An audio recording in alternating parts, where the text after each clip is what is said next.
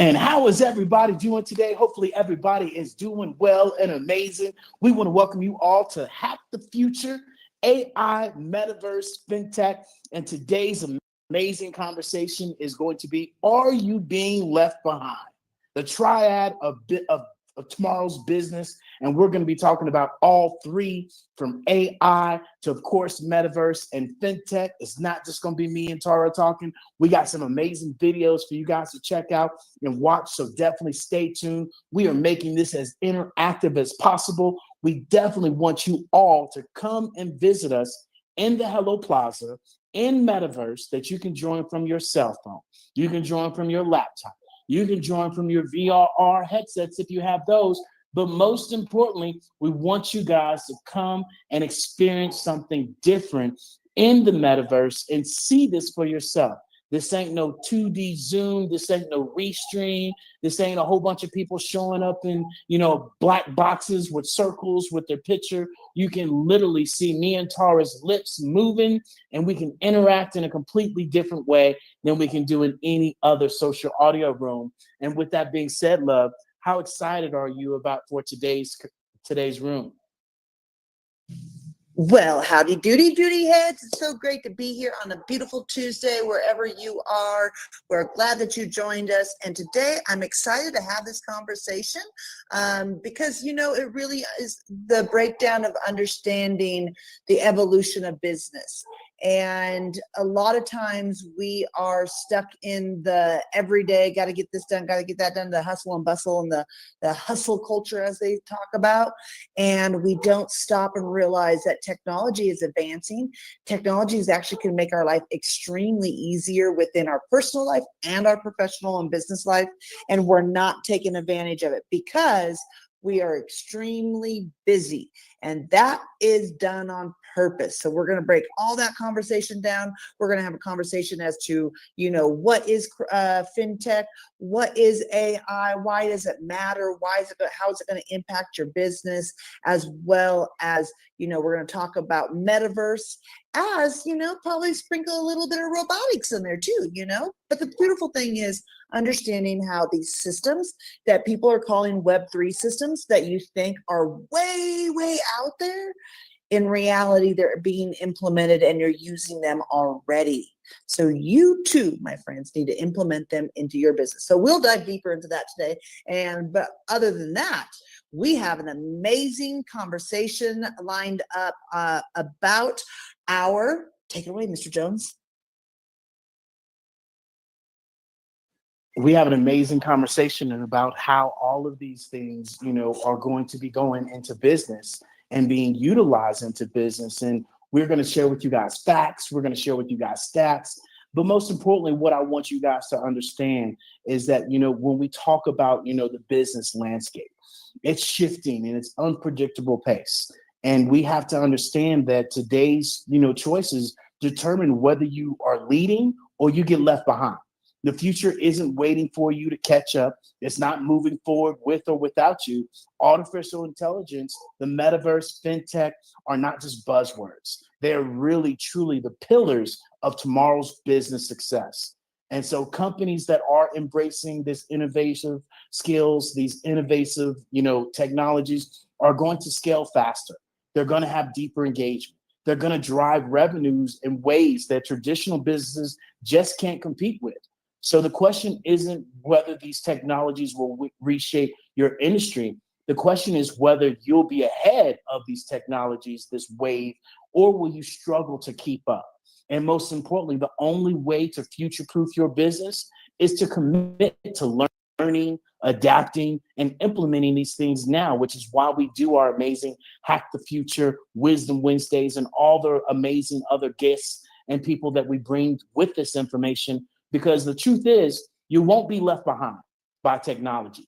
You're going to get left behind by the businesses that embrace it. So I know we continue to say, keep up, because, this technology is going to, take over your job, going to take over your business. No, it's going to be the people that implement these things and learn these things faster than you do, especially right now with this technology. We continuously remind you guys, it is copy, paste, drag, drop. And if you can't do that, you need to go ahead and take your smartphone, take it back to Verizon. You need to go ahead and turn in your driver's license and tell them you can't drive no more. And you just need to shut it down, because this is how easy it is. But it's not easy if you don't make that mind shift and you don't change your mindset of how you think about business, and not relying on the old traditional ways that we used to do business to where we are now. And so, the first thing that we really want to dive into is, into this actual into the actual AI that really is going to showcase, what AI is, especially when we talk about, to businesses and the benefits that AI is going to bring to businesses. And so, you guys need to understand that, this is really going to be able to help you guys out, understand what this is. In one sec, guys, I need to go over to, I need to get this. Here we go. Boom. That one. We're going to pause it real quick. We're going to do this. Sure. And here we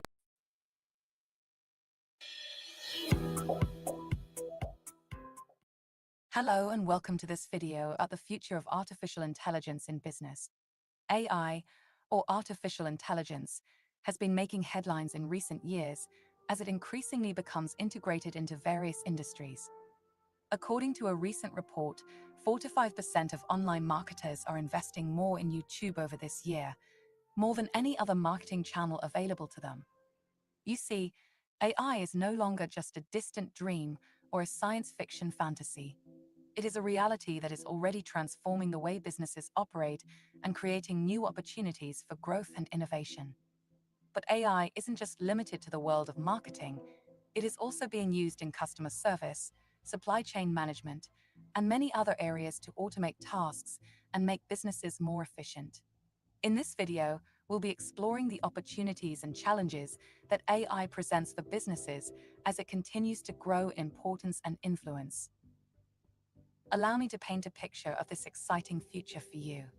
Imagine a world where businesses are able to automate mundane tasks and make their operations more efficient through the use of AI. Customer service inquiries are handled by AI-powered chatbots, which are able to understand customer queries and provide personalized responses in real time. This not only saves time and resources for businesses, but also improves the customer experience by providing faster and more convenient service. Marketing campaigns are also being transformed by AI. By analyzing data on customer behavior and preferences, businesses can create personalized and targeted campaigns that are more likely to be effective. This could involve recommending products or services based on past purchases, or showing ads to customers who are most likely to be interested in a particular product or service. In the supply chain, AI is being used to optimize logistics and predict demand, leading to cost savings and improved efficiency. For example, AI can analyze past sales and customer demand data to forecast future demand and adjust production accordingly.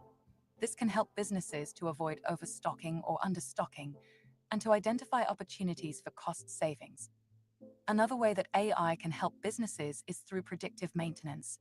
In manufacturing and other industries, AI can analyze data from equipment to predict when it is likely to fail, allowing businesses to schedule proactive maintenance and avoid costly downtime.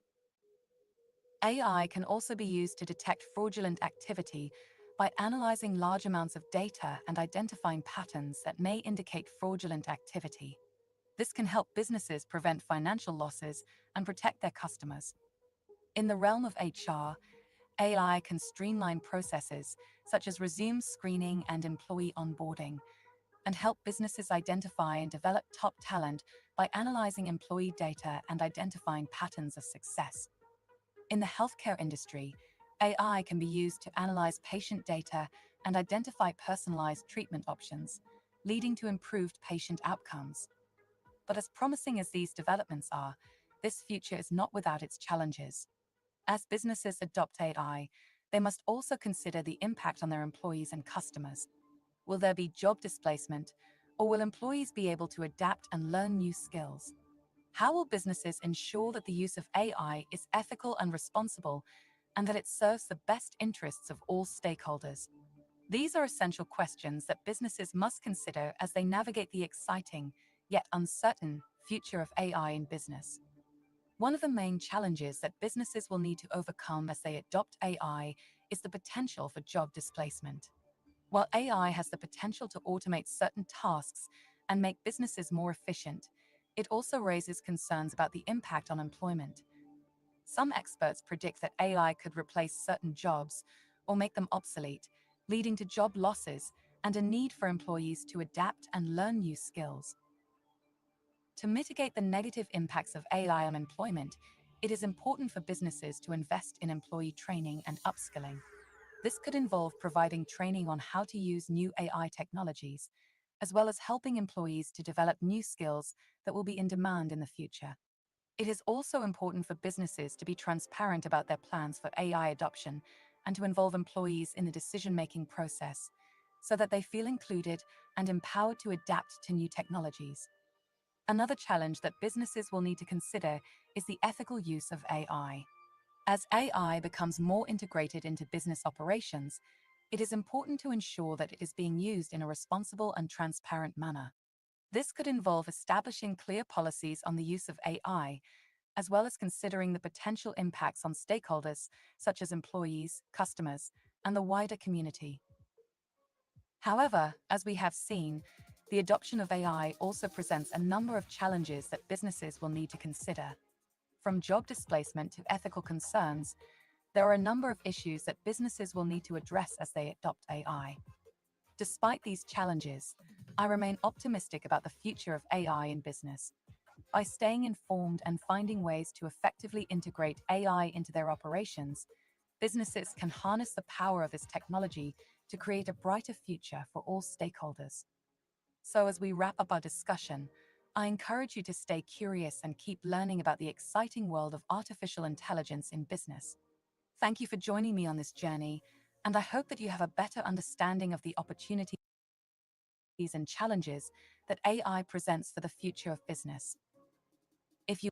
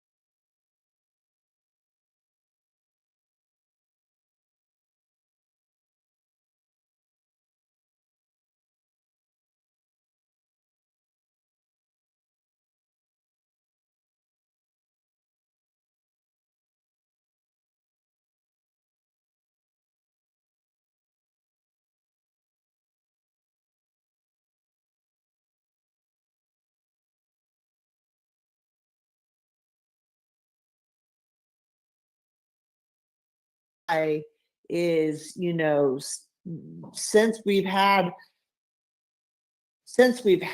computers show up in the late 80s, in the mid 80s, I should say, you know, to where we're utilizing them, that's a form of AI.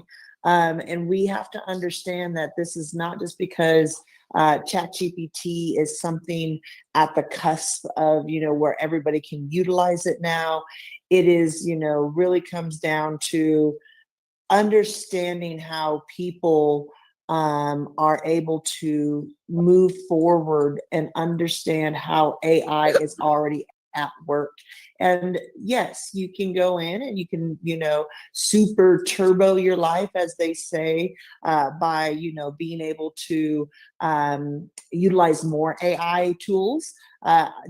We posted today on our social media, Gary Vee even talking about this, that in, you know, 5 to 10 years from now, you're going to have people that will be able to say, you know, I have my 13-year-old son, you know, their 4 friends are coming over. I want these groceries. I want it to be like this. This is my budget. Please go ahead and get those groceries on order and send them here to the house. I need them here before 4 p.m. And that's how our shopping will be done.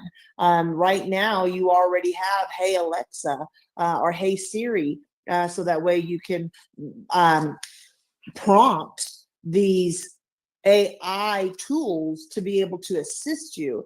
And yes, there's always a conversation of, well, what if, and people take it to the far deep side where it's just, you know, we're overran by AI and AI controls us and all these things. And this is how we make a stance in this, is that as these developments are coming down the pipeline, we have a say. As we build these companies, as entrepreneurs ourselves, you know, show up and can be a part of the development of these programs, we have a say. And we're able to say whether this is done for the nefarious or if this is done for the greater good of all people. And this is where it shows up for us as the, you know, the everyday citizen, to be able to say, we want to make sure that everybody wins. This is for the greater good, and not live in those lines of a nefarious timeline that this is going to be something bad, right? So we all have to understand that at the short, sweet, and simple of this is you are utilizing AI. Our cell phones, these amazing iPhones or Androids that you have in your hand that you're utilizing right now, those are a tool of AI. Siri that is built in your iPhone is AI. And so we're utilizing AI already. But the reason why we bring this to your attention is because you guys need to understand that now is the time to be implementing AI to the greater depth, to be able to say, how can I use this for everyday tasks? And that's something we've shared with you guys for a very long time, is to say, how do you, you know, retool the way that you think, so that way you're saying, okay, I have this task. Normally it takes me 45 minutes to do this task.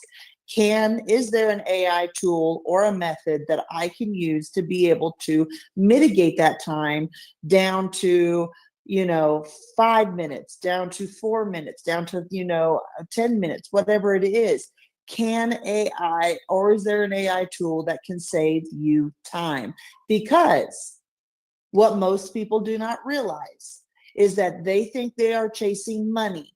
The more money they have, the more freedom they'll have. And in reality, what everybody is chasing in this world is time freedom. They want more money, so they have more time freedom. They want more education, so they have time freedom. They want more systems and processes, so they have more time freedom. Why?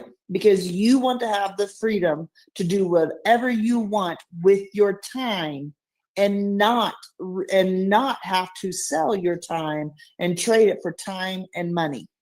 Meaning, we have been conditioned as a society, as an entire world, that we have to show up to trade our time for money. I have to see clients. I have to talk to clients. I have to, do these services. I have to perform this job. I have to show up and punch the clock and, bake, cinnamon rolls all day and leave. That might be a love. You might love to bake cinnamon rolls, but there are people out there that do it that don't love it. And that's because they're trading their time for money, because we have been encapsulated into a theory that we have to trade our time, which is very precious, in order to get money in return. And that way of thinking is changing. When we incorporate Web3, which is, the Metaverse, which is where we're hosting our amazing conversation, today with you guys, is here in the Metaverse, in a 3D virtual environment. And the beautiful thing is not one of us, David or I, have our VR headsets on. We have them, but we're not utilizing them because we're able to come through and utilize Metaverse in a 2D platform to plug in with the Web 2 community as everybody transitions into the Web 3 community. You have to understand, they have to make Web 3 seamless. They have to make it easy and a slow transition.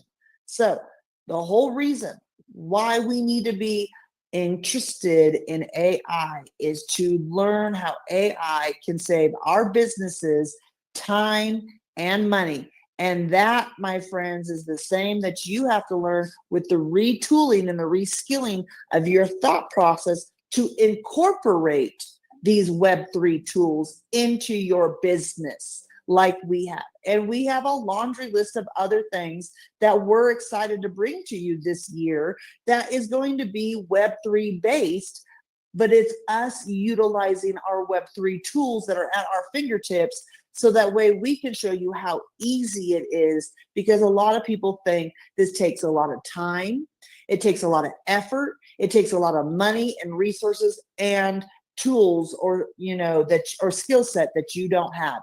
And that's bogus. And we have to change that line of thinking. So with that said, as we transition from conversating and having a deep dive here about AI, we're going to pivot over into the Metaverse.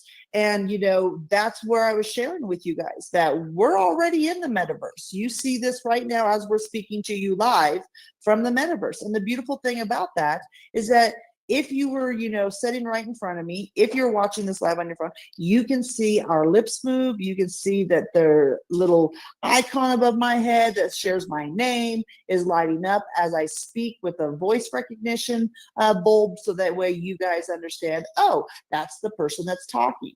Now, this is what I want to share with you guys. The beautiful thing is as I said, David and I are all on 2D platforms. We've got literally like 4 or 5 devices in front of us, and we're coming through onto our Metaverse via our 2D platforms, meaning a couple of laptops and cell phones. Now, I share that because a lot of people think that the only way that they can enjoy or get into Metaverse is having to have some sort of a virtual reality headset. And a lot of people don't like the virtual reality headsets because for whatever reason, who knows? But it's just not something that everybody's like, yeah, I want a pair of those. So it is brilliant that being able to bridge the gap. Again, I've shared with you that in order for this gap to be bridged and this to be short, sweet, and simple, they have to make it easy. They have to utilize the tools that are already in your hands. You already have a laptop. You're already jumping on a Zoom. So why not jump into Metaverse instead of a Zoom? We were having a conversation with an amazing client today, and she says, I don't know why people are still using Zoom. And it wasn't that she was just talking about Metaverse in general, but it was just the fact that why are people still utilizing an outdated resource when there's so many other resources out there that you can utilize that captures engagement?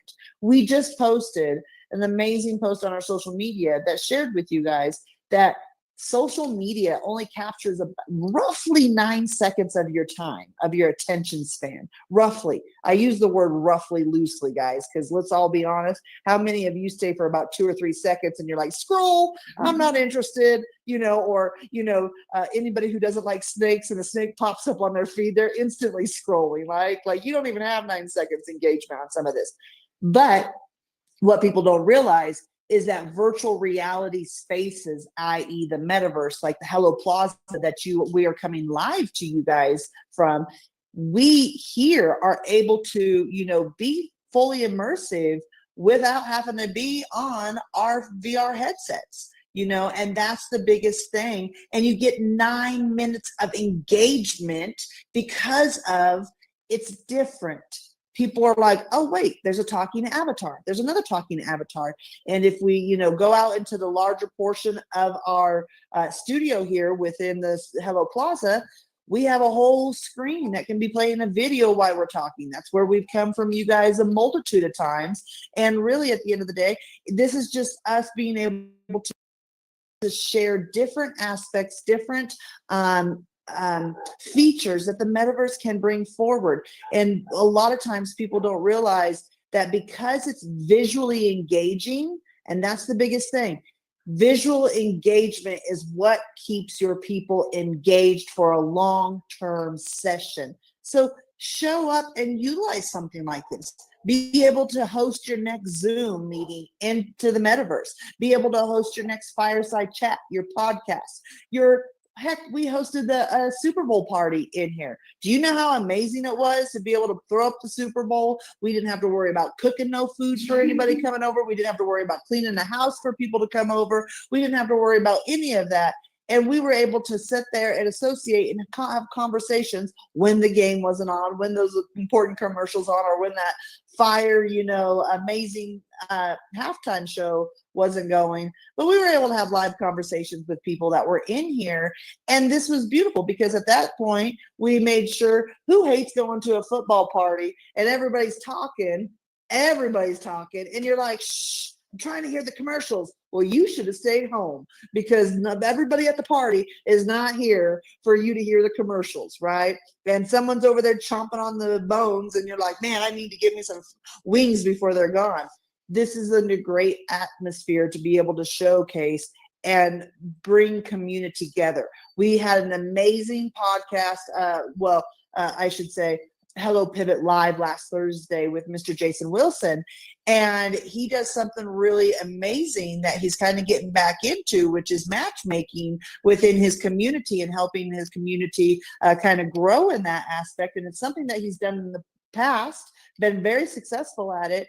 And we were sharing with him, why don't you bring matchmaking into the metaverse? The beautiful thing about where we are within our space is that, yes, you see an avatar, but if we wanted to, we could turn the camera on right above it, and all of a sudden you have a camera going. And so it's just understanding at the end of the day that, you could, see people, you can interact with people, you can be live with people if you want to, or if you don't want to. And so it's just, how people are tired of the mundane and they're looking for engaging environments that will keep their attention. And that is really hard in this day and age because attention gets lost really quickly. So I know we have an amazing video, but before we do that, I'm going to hand this mic back over to Mr. Jones so he can pop in on this conversation and share all of his lovely wisdom that he has about this, his favorite topic. This is his topic, guys.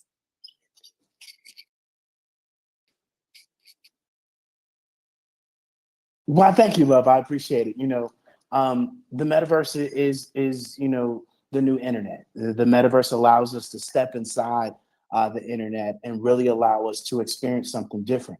And especially when we talk about for businesses, that we're going to play a great video on, is really understanding that it is not just about games. It is not just about, having fun and things of that sort, although having your business in the metaverse and being able to showcase it in a completely different way. And definitely, one of the videos that we want to share with you guys is that real quick for a minute, that this is not the true thing of Metaverse that you continue to see. Okay, so here we go.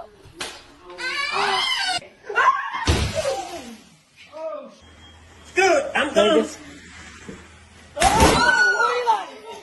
Should I just run and jump up? Yeah. Okay. Alright. Oh, he did?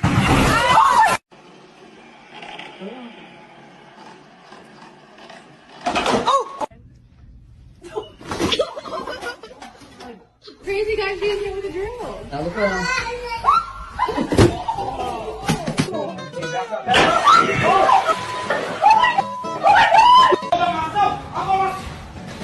I'm not here with y'all. Hey, come here. I'm done. I'm done.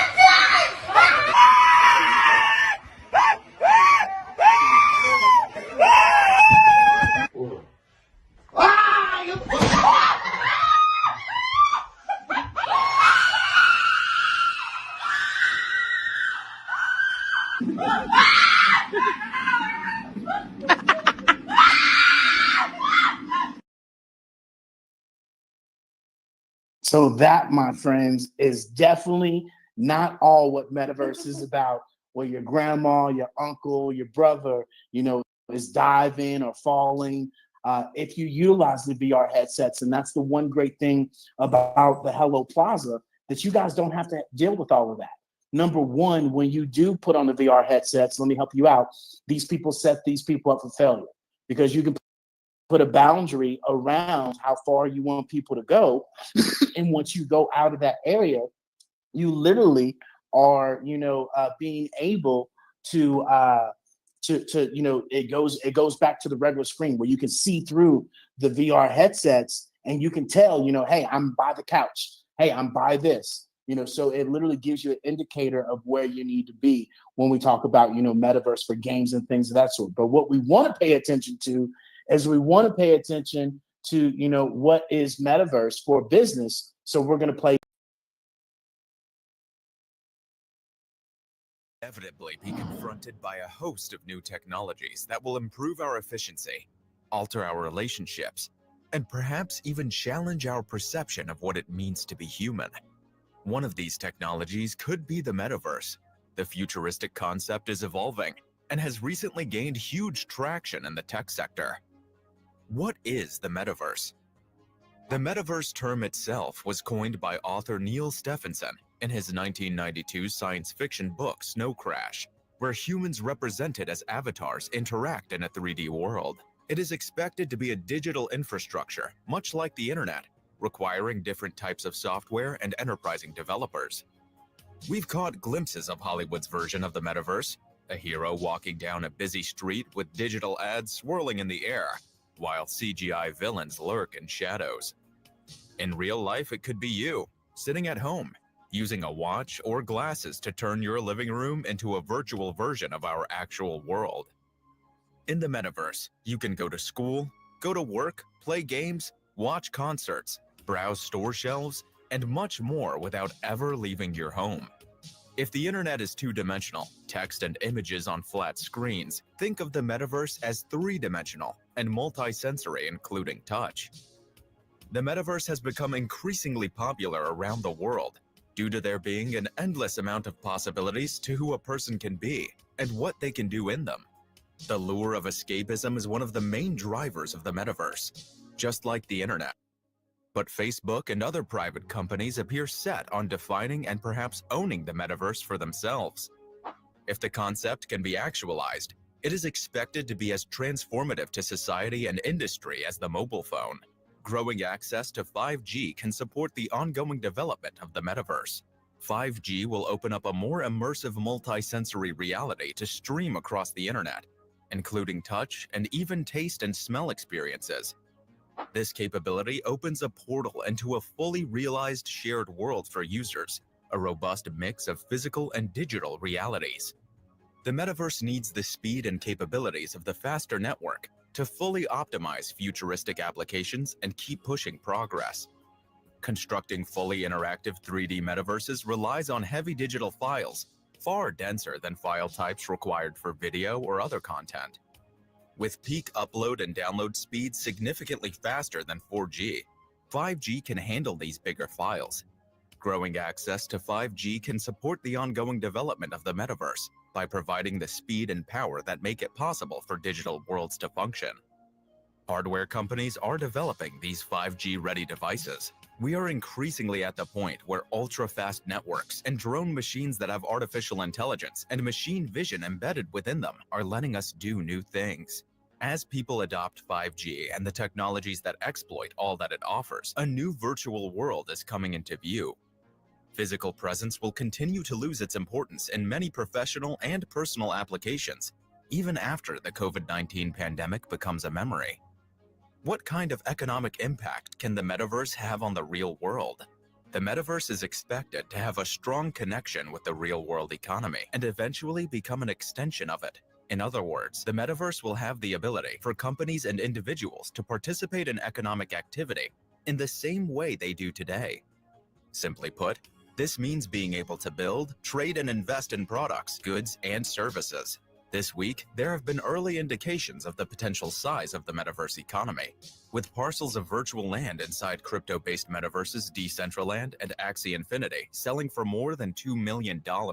In Decentraland, people log in to play games, purchase NFTs and collectibles, vote on the governance of the economy, and earn the native cryptocurrency Mana.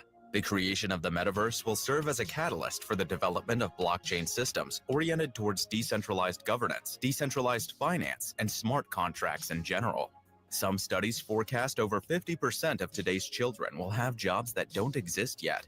These jobs very well could be in or related to the metaverse. One example is architects that will be designing the extraordinary buildings of the metaverse and selling them on the open market, then getting paid in cryptocurrency that they can spend in or outside the metaverse. 2.5 billion people are interacting through their phones, consoles, laptops, desktops, and VR headsets, all in virtual environments, living and trading money online. We are already witnessing how all of this very well affects society and economies in real life, blurring the lines between the digital and the real world. The metaverse will only enhance this.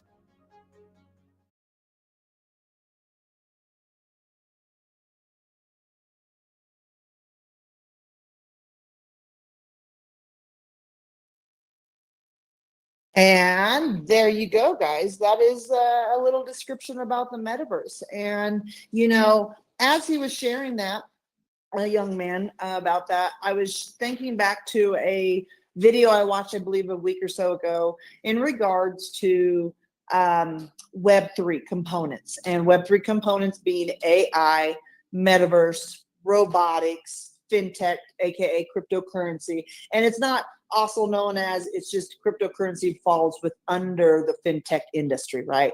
So my point being is that a lot of people don't realize that right now we're in an information of, an era of information.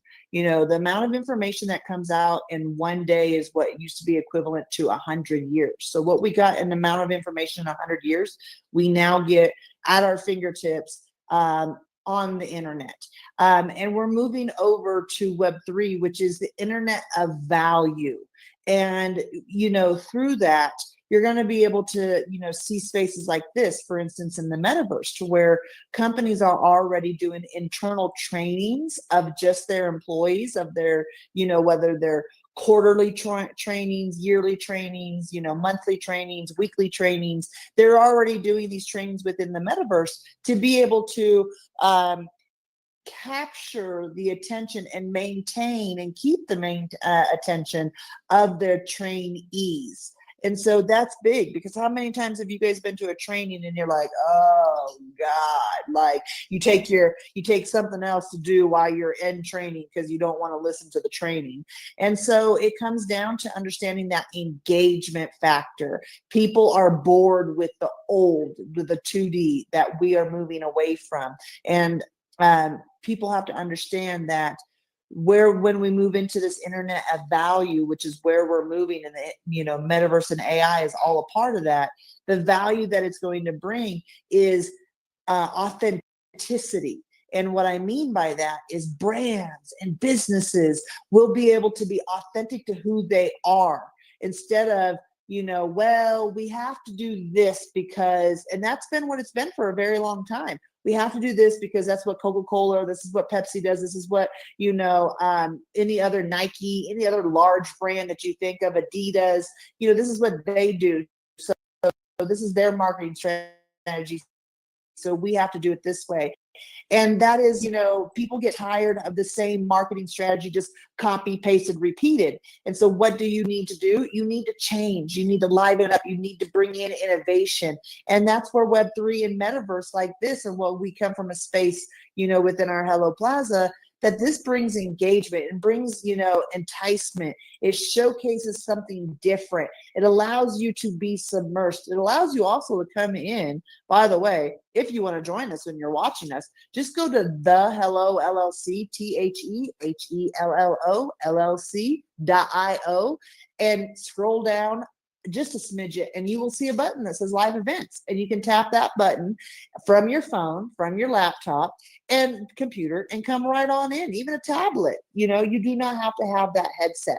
And so as I wrap up my little, share here about Metaverse, I think people need to understand that there's not going to be just one Metaverse. There's not going to be just one cryptocurrency. There's not going to be just one AI like there has been in the past. And what I mean by that, how many of you, when I say, think of a soda pop, what's the first soda pop you think of? Coke, because most people think of Coke. It's called that brand recognition. And what's going to happen is you're going to have so many different worlds that you're like, oh, have you been over to here? Or have you been over to this world? Have you engaged with this AI, bot or model or anything, a platform? And that's the difference, is like, just like we have now different web pages, that is going to be what the Metaverse is going to have multiple worlds. It's not going to be like where you go to abc.com and that abc.com is where all Metaverse lives. No, and that's the beauty of it, because we bring in authenticity that will be carried into and woven into the crypto, the FinTech side of this, which is what we'll talk about here in a bit. But let me go ahead and park my little scooter and pass this microphone over to Mr. Jones. Back to you, Mr. Jones. Yeah. And so, when we do talk about Metaverse, I would love to give you guys, some analogies. I'm an analogy freak. Hopefully you are an analogy liker, because this is going to help you out, right? When we talk about, the internet, I want you to consider that as like just the sandbox when we were little, whereas the Metaverse is the playground, right? The internet is like a map, where Metaverse is the theme park. Okay. When we talk about, the internet being a book, imagine, Metaverse being a 3D movie. How many of you now will no longer go watch movies if they're regular? Which one you gonna pick? You gonna pick the 3D or you gonna pick the regular? 3D. A lot of you will probably pick the 3D if it doesn't bother your the way it impacts you, right? Gives you headaches and things of that sort. When we talk about the internet, imagine the catalog for JCPenney's or, eBay, or I forgot that one that we used to always get for sports, right? In high school, we used to get that catalog. You'd have to write down the catalog. Imagine the Metaverse being like the mall, okay?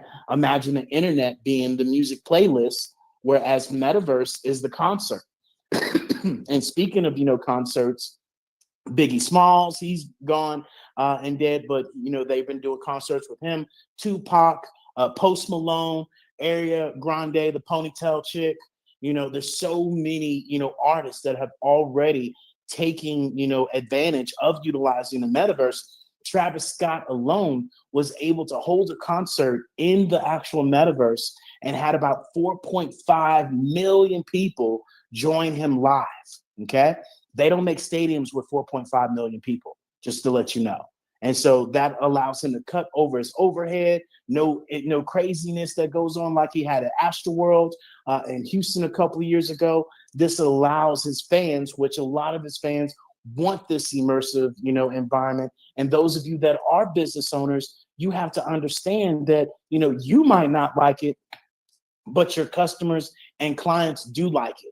And the studies are showing that 70% of people will do business with people that do have a 3D immersive environment, especially when we talk about, comparing the internet to, the map of the city, where Metaverse is the city. Internet is a book, where Metaverse is the classroom.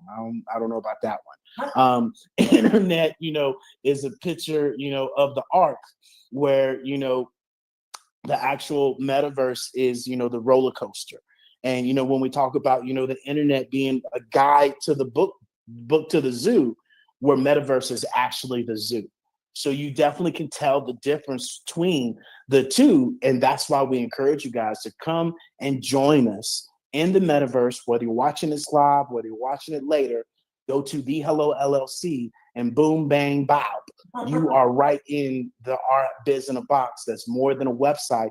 It's a smart link to all of the things that we do. And you'll see a big button that says Hello Plaza, Hello Live Events, Hello Plaza Mall, right? And you can hit any one of those buttons and experience the Metaverse in a completely different way and really be able to, experience it, because it's just like back in the day. You could talk about, TV as much as possible to somebody that was only accustomed to listening to the radio.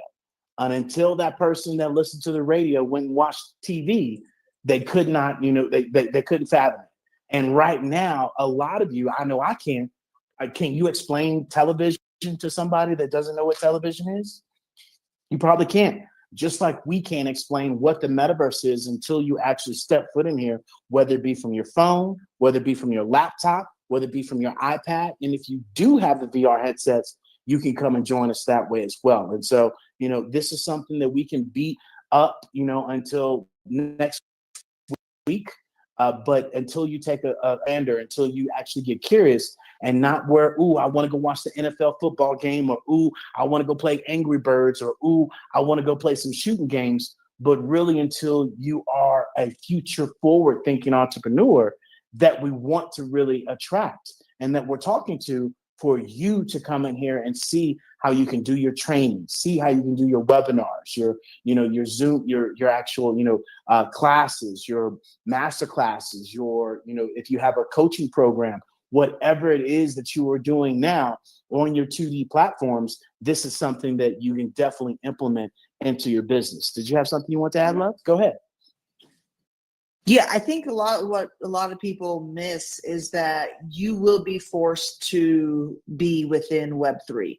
It's already being implemented. It's already, the old systems being changed out for the new system behind the scenes. The companies will not, change all of them. What I mean by that, like if you're using PayPal right now, if you're using other, just even your bank, there's going to be systems that change out in the backside that you'll never see, but you'll see some little changes on the front side, meaning all of a sudden, everything's debited or credited instantly. And you're like, oh, what's happening? You might think that happens already because you look at your bank, but that's not what happens. And so what people have to understand is you're already using it. You will continue to be using it. You will then continue to have to where it phases out. And here's a great example. I know someone who, does not like the newer iPhones because they don't have a belly button on the bottom. You remember the old belly button down at the bottom of the iPhone, no, not just the little where you push the button to turn on, turn it off. Yeah. And this person does not like the new iPhones because it doesn't have it, and will only use an iPhone with a belly button, but yet was in construction and runs them over and breaks them and has to update to a new phone. And it is the struggle because that mentality that, hey, I want to use this certain equipment, this certain style, and it's being, isolated. I mean, it's being obsolete. It's moving the advancement, the technology has transversed into something completely different, and it's no longer available. And that's what people don't understand, is that's the same thing that's going to happen with you. You're going to show up and, want to buy, a car or something, and it's no longer, that make and model is no longer available. There's a transition that will happen, and that old technology, the VCR, how many of you have a VCR to this day? And to find someone to work on it, you know what I mean? Like if it breaks down, is someone to work on it, because your entire library of 5,000 billion movies are all VCR tapes. That's a huge investment that you don't want to get, you want to be able to enjoy, but you don't have a tool to be able to use it. And that's what's happening. And a lot of people, because they won't pull their head out of the sand and they won't pay attention, because guess why? It's not that they don't want to. It is because the way that our society is built on hustle culture. And that hustle culture makes you live in a world and an idea that if you're not working 80, 90, 100, 120 hours a week, you're not making, 5, 6, 8, 10 grand a month. You don't have all the big, cool, the big truck, the nice car, the boat, the big house, and all of these things that the Joneses have. No pun to Mr. Jones next to me. My point being is, the old saying, keeping up with the Joneses. If you're trying to keep up with the Joneses and you're severely in debt and you're in a constant hustle to be paying your bills, they want to keep you in that strategy, because you're creating money into the system. So your debt, all the debt that you have, is money to them. It's not money to you, it's money to them. So they love when you're taking out loans and trying to keep up with the Joneses. And guess what? You're distracted, because you're working so hard to keep up with all of those loans that you have. And then all you can think about is, golly, get me to Saturday, because I'm going to take the boat out on the water and do some fishing this weekend. And that is all you're thinking about all week, is get me through this job, get me through this, hustle, so that way I can go out Saturday or Sunday, and get a little fishing on a little R&R before I have to do this whole rat race again. And they continue to keep you busy so that you don't pay attention to technology and opportunities that are at your fingertips like this, or get curious about it to go learn more and discover how they work, so that way you can get ahead of the game, because they want you to stay behind, unaware, and in the consuming mode, and in that crazy hustle culture cycle. And I'm telling you, the hustle culture is dead. I came out of a corporate career of 22 plus years. And the last part of my career, I was working, when I first started that last portion of my career, I was working 80, 100 hours a week, and was not, the owner of the company didn't thank me for it, did not care that I was putting all that time into this company. And so at the end of the day, I know hustle culture. David knows hustle culture. And we understand, when we started taking our business seriously and started working towards our goals and started utilizing technology to help us, like, Web3 things, we realized then and there that they're keeping you purposely distracted so that you stay behind. You stay sick, you stay tired, you stay out of money, you stay in debt, and you stay within the hustle, so that way they can make money off of you, whether you're going to have to go get pharmaceuticals to keep yourself, healthy, because that's not the proper, avenue you want to go. But most people don't realize that this is all set up to keep you burnt and broke and miss an opportunity, so that way that they don't miss opportunity and you don't wake up to do things for your business like this. So with that said, I'll pass this mic back to Mr. Jones, because we have one more amazing video for you guys in the FinTech department. And of course, I will share you guys, this is my favorite little section, but this is a great video. And so we'll get that teed up here. Mr. Jones, I'm going to pass this mic back to you while I get that teed up for you. Yeah, especially when we talk about, AI, we've talked about, FinTech, or we're going to talk about FinTech, and we're, talked about Metaverse. We want you guys to know that all three of these things are entangled with each other. It blows me away. I share this with Tara all the time, that people believe in AI, but they don't believe in crypto. You understand how crazy that sounds in itself. You believe in one technology, but not another technology, but one technology relies on the other, especially when we bring in Metaverse, because this is the new financial system. If you don't believe in crypto, then stop utilizing PayPal, stop utilizing Zelle, stop utilizing, pretty much, any of these transaction forms of payment that you've been utilizing, because they're all diving into, utilizing crypto. Not only that, your financial advisor is starting to get the green light that now they're going to start talking about crypto, and we're going to bring that to you guys first and live in color, because we're not financial advisors, so we don't give no financial advice. But now that we know that financial advisors are getting the green light to start talking about it, we're going to bring the financial advisors to you guys. So buckle up, buttercups, because this is what we continue to share with you. It's already here. And some of you probably have already got emails from your financial advisor or whoever else you might know that says, hey, have you thought about this? Have you thought about that? Let's kind of redistribute your 401k and we can move it over to this. And you're like, I'm not sure. I'm telling you now, you're going to get very curious, and you should be curious, because this is the biggest wealth transfer that we're going to have. And not only just wealth transfer with money, but just the way we use money and how we're moving to a global economy at the end of the day. With AI being able to translate languages, with Metaverse being able to not just be in one location, but we can be in any location and collaborate and engage, build a community, sell, monetize, right? Beyond the traditional, ways that we were doing it, and really being able to understand that, it's time for a change. We've been utilizing this old technology, guys, and I mean, our financial sector since the 1930s. I mean, there were 100 years. Come on now, it's time.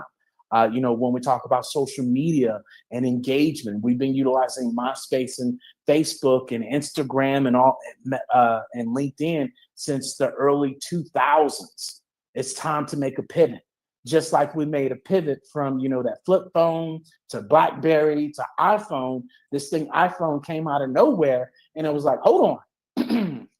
Touchscreen, easy access, more user-friendly. That is the same thing that we are going to see with cryptocurrency. And not only that, especially as it's robotics, the shift in the way that we work, it's going to create more jobs that right now robotics can't do, but we can do. And so this is where we continuously bring these things to your forefront. So here we go, Buttercup. All right, Bitcoin, blockchain, Dogecoin, Ethereum, NFTs, everyone is talking about cryptocurrencies right now. But good Lord, what does all of it mean? So welcome to the one video that will take you from crypto noob to crypto genius. I'm going to tell you what it is, why it keeps becoming more important, what I've actually invested in myself, and the dark side of it. Okay, so when society was in its early stages, there was no such thing as money. We'll call this stage one. The only way to buy something off someone was to go up to them and be like, oh, I really like your horse. I'll trade you my cat for it. Sorry, Milo, I'd never trade you. But the issue with a system like that is that even though you might be perfectly happy to give up your horse, you just might not want a cat. So that trade will never happen. But that's where currency came in. Stage two, coins, which, because they were made of precious materials like gold and silver, everyone just accepted that they were worth something. You've heard of the British pound, right? Well, the reason they're called pounds is because 1 pound literally just used to be 1 pound of silver. And so all of a sudden in a trade, it doesn't matter if you don't want my cat. As long as I have coins, we can still trade for your horse. Even if you have no use at all for the silver, because it's a precious material, you have that reassurance that you can take that coin, give it to someone else, and trade for something that you do want. Convenient, right? But then this evolved to stage three. As banks became established and governments had control, we realized that as long as there was trust in the system, we could move away from needing to carry blocks of precious metal towards something even more convenient. Paper money. It does the same thing, but now the money doesn't have value because it's made of pure silver, it just has value because the government says it has value. Like this £10 note here in the UK, the note itself is just made of, well, it's actually made of plastic. They changed it recently because it's more durable. But if you look closer, you can see that all this actually is the Bank of England promising that they will pay the bearer of this note £10. Really, this is just a receipt, a kind of proof that you own a certain amount of money. But as technology has improved even further, we found even more convenient ways of storing and trading our stuff. We're now in what I would call stage 4, where more people than ever are buying things online and using credit cards, and really when you're at that stage, we don't see our money anymore. It's not about coins or notes or cats, it's just entries on a spreadsheet. Like when I buy a music album from Amazon, all that's happening is that my bank adds an entry in my spreadsheet that says Aaron now has $10 less, and then Amazon's bank adds an entry that says they have $10 more. So, the reason I've given you this entire intro is to give you context on where cryptocurrency sits. It's seen by many people as the most convenient era of exchange ever. Stage 5. The way to think about a cryptocurrency is that it's 100% virtual. I know the logo for Bitcoin kind of looks like a physical coin. It really is a Bitcoin now. But with crypto, there is no gold, there is no silver, there is no paper. It really is just the transfer of digital assets. But the core concept is exactly the same. Think of them as literally just running spreadsheets of who's paid what to who. But instead of multiple banks keeping their own separate records, with crypto, there is just one enormous spreadsheet of every transaction made using that currency. And this is called a ledger. Okay, we all love a good spreadsheet, but what's all the fuss about? Why is everyone going crypto crazy? Well, there are some distinct advantages to a currency system like this. One, it's decentralized, which means that while every transaction of a given cryptocurrency is all recorded on the same ledger, there are many, many copies of that ledger, and anyone who is a part of the network has one. You might have heard of cryptocurrency mining or Bitcoin mining. Well, all that is someone who set up a computer to crunch through transactions on their copy of this ledger or spreadsheet. There are already about 1 million Bitcoin miners around the world, and Bitcoin is just one type of cryptocurrency. The reason they're doing it? Well, if you dedicate your computer's power to mining, say Bitcoin, then you will earn some Bitcoin as compensation. So the result of this is that if I go into a store and spend 5 Bitcoins on something, then instead of just checking with one bank's records, the shop instead checks with every single computer on this network if I have enough. And assuming I do, each computer will give the go-ahead, and then every single one will update their records independently. So because you end up having this many copies of exactly the same ledger, it becomes very easy to tell if anyone's trying anything fishy. Who bought this? Like if I try to hack into someone's computer that's on the network and give myself more money by adjusting figures on their copy of the ledger, it's not going to get through. The system will realize that 99.9% of the copies on the ledger are saying one thing, but one of them is saying something else, so it must have been tampered with. There's very clear organization to the system, and I think people believe in it because they see the future as open, traceable transactions, much more so than having like some bits of the record over here and other bits over there. And I know it seems complex at this point, but as we go through this, I think you'll realize that for a lot of people, in a way, it's simpler. There are plenty of areas in the world that have internet access, which is all you'd need for crypto, but don't have access to traditional banks, which require a lot of paperwork and documentation. 2, and I've kind of implied this already, but the main perk of crypto is that you don't need banks anymore. Because everything is stored by the people on this ledger, you can make international payments almost instantly instead of it taking half a day with no spending limits. Plus, you don't need to worry about exchange rates, you don't need to worry about interest rates, and even transaction fees are close to zero. For some cryptocurrencies, that is. But this is where the real fun begins. I'm fun at parties, I promise. The reason that cryptocurrencies are called cryptocurrencies is because they're secured by cryptography. And one example of this, which a lot of the major cryptocurrencies like Bitcoin use, is blockchain. Now, people often get confused by this. Blockchain is not Bitcoin. Blockchain is not a currency itself. Blockchain is just a secure type of ledger. So you know that big spreadsheet that everyone has that's recording transactions? Blockchain is just a way of organizing it, funnily enough, into blocks. So every time I pay for something with Bitcoin, that transaction is recorded as a block. Each block contains transaction data, like who was paid and how much, a hash, which is a unique identifier, and the hash of the previous block in the sequence, or the last transaction that was recorded. And the pivot on which this system rests is that if something in a block is changed, then that block's hash will change. You might be starting to see where this is going. Because each block also contains the data of the previous block, if the hash of the block here changes, then the next block will no longer have a matching hash with it, and so every subsequent block after that one becomes invalid. So if you combine this with what we talked about earlier, this whole idea of 1 million different users all having their own copy of the blockchain ledger, then if I wanted to fraudulently create a transaction that, say, paid me money, I'd have to not just tamper with a block and every single block after it, but I'd also have to do this on at least 500,000 computers around the world, so that the majority of computers in the system are also consistent with the one I've tampered with. Probably not going to happen. Whereas just hacking into someone's dollar account and sending myself money, that does happen. And it's sometimes as simple as just literally guessing someone's 6-digit PIN. But there's a massive jump between that and trying to hack into 500,000 uncorrelated computers at once. Okay, so cryptocurrencies have their issues. I'm literally going to get to them in a minute, but hopefully you can see why some people are excited about them. And that brings me on to investments. You've probably heard of people putting money into cryptocurrencies, and all that means is that they're exchanging normal currencies, like dollars, for cryptos, like Bitcoin. They're hoping that those cryptocurrencies become the next big thing, and therefore suddenly shoot up in value, at which point they can then either spend them or just exchange them back for more dollars than they bought them for. There's actually a term for cryptocurrencies that skyrocket like this, going to the moon, or mooning, but that can mean something very different depending on who you talk to. But the one decision that someone would have to make at this point is which cryptocurrency? Because we've talked about Bitcoin, but Bitcoin is just one of over 4,000 different cryptos already, and each of them have different properties. For example, Ethereum, which is the second most invested in, can process transactions even faster than Bitcoin. There's one called Cardano, which is considered to be technologically superior. There's one called Litecoin, which has a newer algorithm. And if you are enjoying this video, then a sub to the channel would be delightful. So let me show you what I've done. And disclaimer, this is not in any way at all financial advice. I'm not recommending this. I've literally only put in a small amount of money that I am comfortable losing. And to be honest, the way I'm seeing it is more as an optimistic gamble as opposed to a strategic investment.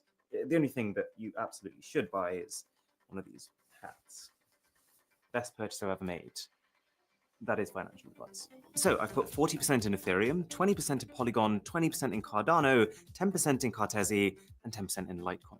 And this portfolio has basically gone up and then down, and then up and then down. And then, honestly, you probably get more consistency from Wish.com. So crypto is in a pretty weird place right now. And this brings me on to its problems. The dark side. One of the main ones is exactly this. The reason I think a lot of people don't take crypto seriously is its volatility. Because these currencies are so new and they're completely digital, unlike, say, the market for gold, no one really knows what they should be worth. And so you find that crypto prices are quite heavily speculative. They're tied to the news cycle. Like when a glowing article comes out about them, prices spiral upwards. But then when Elon Musk posts a tweet that puts them down, they go way down. Two is the fact that they're not really accepted as a form of payment in, well, most places. Like, yes, I can now book holidays with crypto, I can donate to Wikipedia with crypto, but there's been a lot of companies who are pretty back and forth with it. Microsoft, Tesla, even Burger King are examples of companies who said they were going to accept Bitcoin, and then they said they weren't going to accept Bitcoin. Three, there can be an environmental concern. See, the whole reason why a lot of these cryptos are so secure is because of this concept of transactions being verified many, many times by many, many computers. So I think it's a fair criticism that that in itself creates a fundamental inefficiency. That much computing power requires a lot of electricity. But at the same time, you could counter this by saying that traditional banking uses more electricity, that there are newer coins with better technology that are more efficient, and that one day we'll be able to get that electricity from renewable sources. Depends who you ask. And four, there's also a pretty strong sentiment that because there's no real policing or regulation on crypto right now, it's like the perfect currency for criminals. But to be honest, I think the data speaks for itself on that one. According to Chainalysis, 0.34% of crypto transactions are criminal, up to 5% of normal cash transactions are criminal. And I think that's because it's a bit of a misconception that currencies like Bitcoin are anonymous. They're actually pseudonymous, which means that even though your actual details aren't visible to everyone, your public key, your unique identifier, will be permanently baked into the blockchain upon making transactions with it. So cash is just a better currency for most types of criminal activity, because by its very nature, it's untraceable. Don't ask me how I know that. But as well as the negatives, there are also just some straight up odd things that have come about because of crypto. For example, you might have heard of an NFT, a non-fungible token. If you haven't, you might want to take a seat for this one. I don't want to call it stupid, but this one's a head scratcher. So you know how now you can go into an art gallery and you can pay to own a painting. Well, now, thanks to the blockchain, you can pay just to have digital ownership over something. So it doesn't stop anyone from using or sharing that thing, but all it means is that you'd effectively be the owner of the original, and they'd all be sharing copies of it, even if, for most intents and purposes, they look and behave identically. Like, a lot of these NFTs are literally just JPEG images. I think the reason some people find this stupid and kind of funny is that there's a distinct difference between buying an NFT and buying the rights over something. So if you buy the rights over something, that's a very legitimate purchase because you can create merch or sell licenses. With an NFT, you can't. The original owner still has all the reproduction rights over that piece. All it is that you're using the blockchain to prove that you have some ownership over that asset. But clearly, just being able to say that has some value because an NFT of this Gucci ghost sold for $3,600. The CEO of Twitter, Jack Dorsey, he sold the first tweet he ever made as an NFT for $2.9 million. 5 words. I could do that. Any takers? And this one just blows my mind. This photo, which is basically an overview of one guy's pieces of art, sold for $69 million. Very nice. To clarify, this literally just gives the buyer some digital ownership over a JPEG image. And finally, you might have heard of Dogecoin. Dogecoin is based on the same tech as Litecoin, but it was created as a joke. People started sharing it and putting a bit of money into it because they thought it was funny, but that propelled its value to the point where now we have people who have actually become millionaires just because they bought Dogecoin when it was cheap. It's an interesting world out there. If you did find this useful, then do consider sharing it with a friend or family member who could benefit. I would really appreciate it. And for my best phones of 2021, click here. For an Instagram story that crashes your phone, click here. My name is Aaron. This is Mr. Who's the Boss.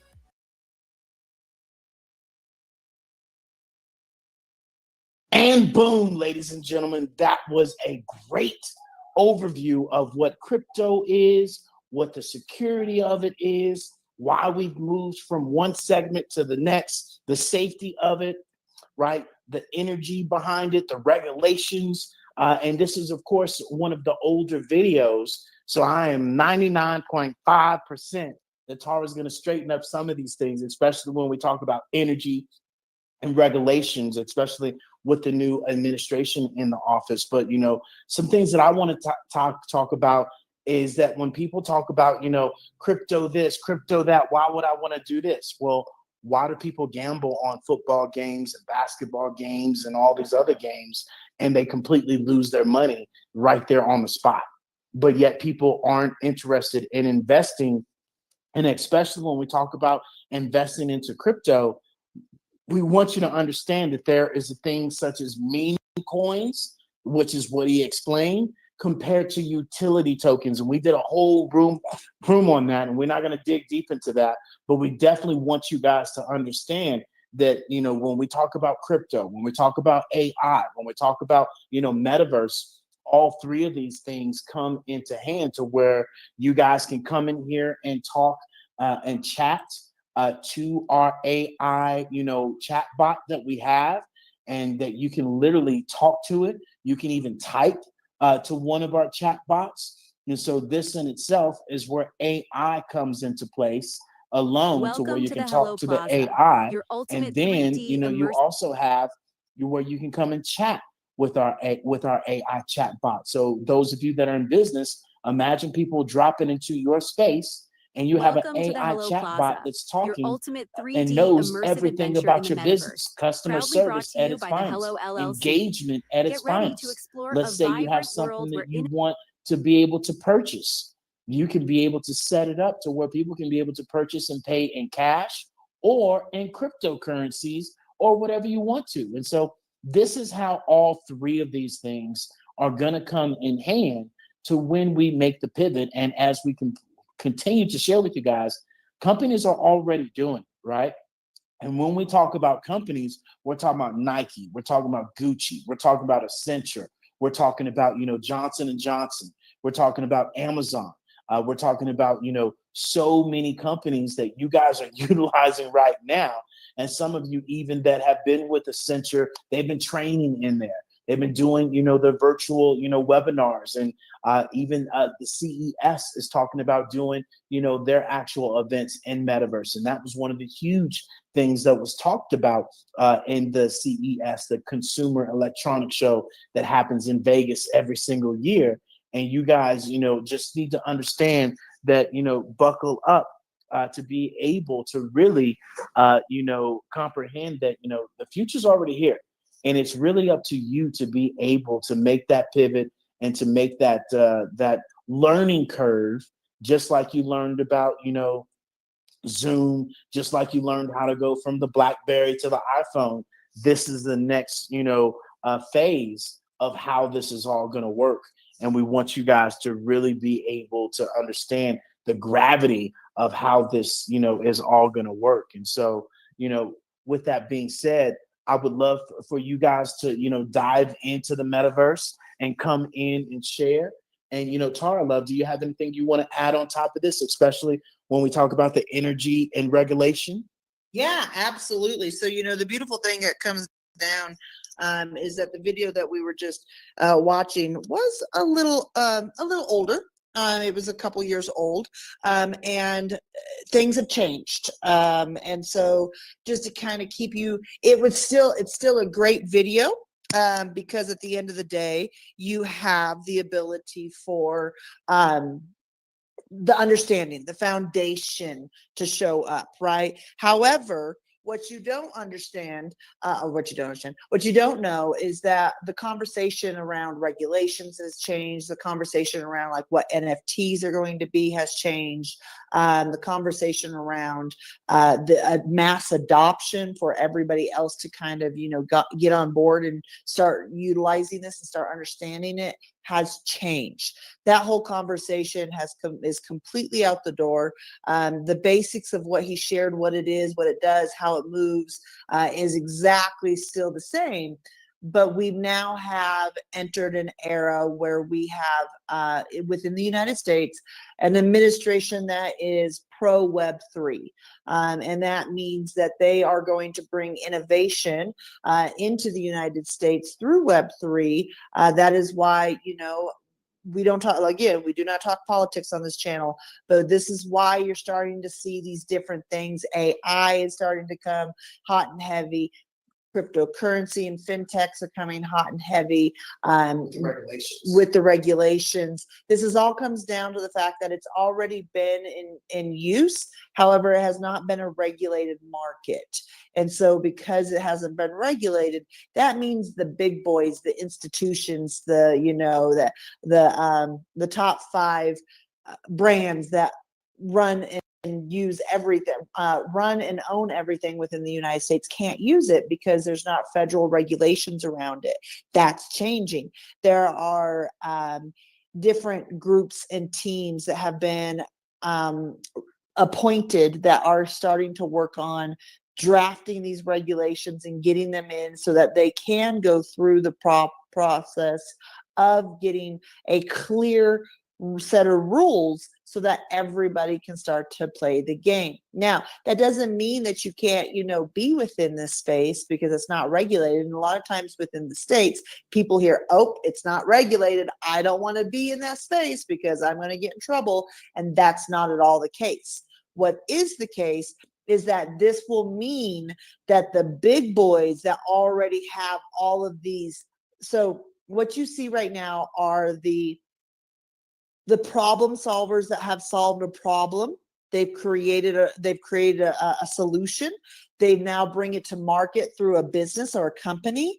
And now they're soliciting that the big boys use these different processes and systems. And so that's what you're seeing is that. And so people are like, well, I thought it was already to market. I thought I'm already hearing about Bitcoin and this and that and everything, Ethereum and everything else. I heard about FTX and all of that, scandal. People have to understand these are innovators that are solving problems that have companies that are bringing it to market. The market is not open. It's kind of like showing up to the grocery store and you're the buyer and you look over and there's the resale or the wholesaler who's bringing in all the fruits and vegetables to bring to the market that day, but the market is not open yet. The supermarket where you do the transaction, where you go in and you buy the fruit and vegetables, that's not open yet because of regulations. And so this is where it comes down the pipeline, that the regulations will open this wide open. And this is where you have to understand the adoption of the new system, of just understanding that the antiquated, outdated system that was old, clunky, and cost a lot of money is now being replaced with things that are much faster, almost instant, that are next to nothing. That stance allows people to save time and money. And what have we been talking about this entire conversation? How to save time and money, because most people want time freedom, and that's what this is all about. And so understanding this, like, guys, my mom, she's 74 years old, she's so adorable. I was having this I've had crypto conversations with my mom for 2 years now, and she's always just kind of go, okay, yeah. And then all of a sudden yesterday I'm having a conversation with her, and now she's telling me about crypto. Oh yeah, and then they're going to be offering crypto in these big the big investment firms, so they can be, so everybody can take advantage of it. And so I have to share that with you guys. It's starting to hit mainstream. Yes, my mom's a privilege to it because I have conversations with her that, force her to think about technology when she's like, I'd rather just quilt. But the point being is, she's not just hearing it from her daughter. She's hearing it from everywhere else. It's popping up in her feed on, social media. It's, probably within the investment firm that she works with, they probably have things and packages, and I've already sent out emails about, hey, we're now offering new products, and a new product is Bitcoin, ETF, or whatever it is. So you have to understand it's here. And once the baby boomers, no pun against the baby boomers. My mom is a baby boomer. I love them to death. But once the baby boomers start to come to play, that means mass adoption is here. Think about it this way, guys. How many in the past 5 years of you have helped your elderly parents, or if you're maybe you have grandparents, you've helped you get your grandma an iPhone, so grandma can have an iPhone, and she's 80, 85 years old. And how many in the past 5 years have been teaching your grandma or your elderly parents how to use an iPhone, because you're like, we got to get you out of the flip phone? That right there is what's called, that's overcooked way mass adoption is done. Grandma's already here. And so it comes down to the simple understanding that it's here. You're utilizing it. NFTs, the funny thing is that the description of NFTs that he shared was an old understanding of what it was. People didn't understand that they are going to be tied to smart contracts.